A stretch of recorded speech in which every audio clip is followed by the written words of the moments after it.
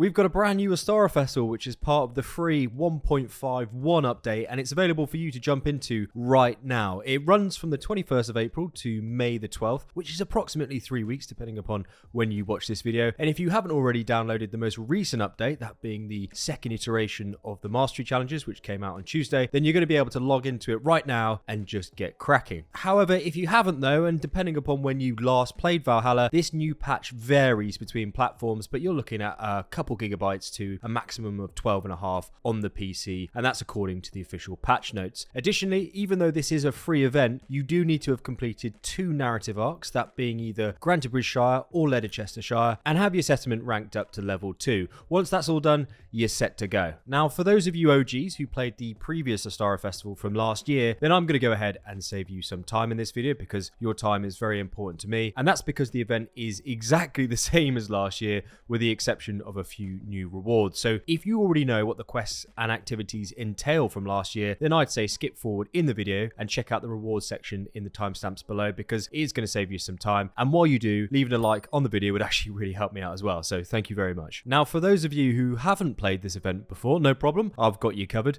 You'll have 3 activities that you're going to need to rinse and repeat to farm these outstanding festival tokens, which you will then accumulate to purchase rewards at Norvid's shop. Our first activity is the Viking Brawl, where you'll need to fight or box enemies in a ring, progressively getting drunker with each round, and the key here is just to parry at the right time if you want to finish it pretty swiftly. We also have a crowd favourite, and that's the Twirling Targets Archery Challenge here, and if you reach a score of over 1.2k, you're going to pick yourself up 25 tokens, and I think this is probably the quickest activity to farm, in my opinion. And then we also have Brawn's Folly, which is a drinking game, and I'm sure you've played it during the Valhalla storyline, and nothing changes here. You'll pick up 10 tokens for your troubles, and this is the least productive out of the 3 in terms of farming tokens. Next up, and let's talk about quests. There's 4 of them here in the Ostara Festival, and if you're after something particular in Norvid's shop, then definitely do these first, as they're going to award you the most amount of tokens in the shortest space of time, comparatively to the activities where you'd have to rinse and repeat the same thing over and over again. So do these quests first. It's going to take you half an hour to an hour to finish them all, and you should be able to buy the majority of things in the shop. Now, the first quest, it's the May Queen, and you'll just need to follow the clues into the forest where you'll need to actually kill a chicken, which is like last year. And then once you do, return to Ravensthorpe for the hand-in for an easy 140 tokens. Next up, it's the Spiritual Defense quest, where you'll need to light wood pyres around Ravensthorpe by lighting your torch and then just lobbing it straight at the bonfire to get it started. Little tip here, use Sunin to see where the next bonfire is on your map, and after all that's done, you then just need to follow Ake up Ravensthorpe Hill to trigger a fight scene with some spectral ghost bears. Get rid of them, and that's another 140 tokens. Now, our third quest is super simple. All you need to do is run around Ravensthorpe and change 5 settlement cosmetics, and after that's done, you can then just return to Norvid for an easy 50 tokens here. And to be honest with you, when I actually started this quest, I didn't actually have to do it myself. I'm not sure if it's a bug. I just got an instant completion after speaking to Norvid, so an instant 50 tokens for the first time. But if you actually came across any bugs during this festival, do let us know all down below. And then moving on to our final quest, it's the Easter egg hunt, where you'll get 140 tokens for this one. They're located inside Ravensthorpe. You're supposed to use these riddles in your infantry to actually find the location of each egg provided by Alwyn, but I didn't have too much trouble just sprinting around Ravensthorpe spamming Odin's sight.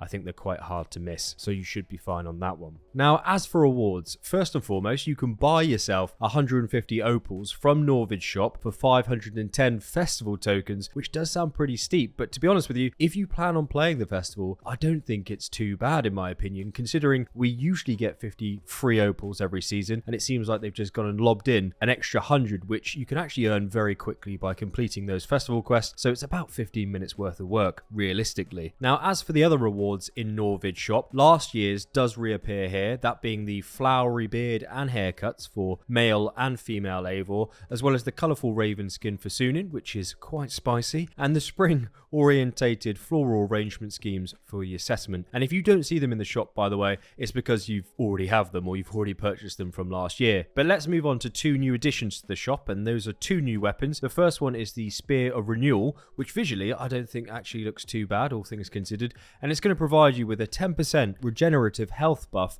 after throwing an enemy with a special attack, which is incredibly poor in my opinion, but it's going to cost you 160 tokens. Secondly, we have the Vernal Bow, which provides you with another regenerative adrenaline slot buff over 5 seconds after successfully landing a headshot on an enemy NPC, which again isn't great. There's definitely better bows and spears out there, but I would say that this bow is better than the spear, and it's also going to cost you another 160 tokens. Now, none of these weapons are going to set your gameplay on fire, but equally, they're not bad additions to a free update if you do like the aesthetic of them and enjoy utilizing the transmog feature in-game. You may have also heard that next month we're going to be picking up a new armory feature in-game, where we're going to be able to display our favorite armor sets that we've actually collected, as well as actually choose 5 specific loadouts of weapons, armor sets, and skills that we're going to be able to change directly from our infantry. And it's a similar mechanic to what we saw in AC Odyssey if you played the previous installment. And on top of that, we also get the new update of the river raids coming. It's going to be our 3rd river raid update in Valhalla's lifespan. So if you haven't already done so, and you do want to stay up to date on everything Valhalla in a similar format to this video,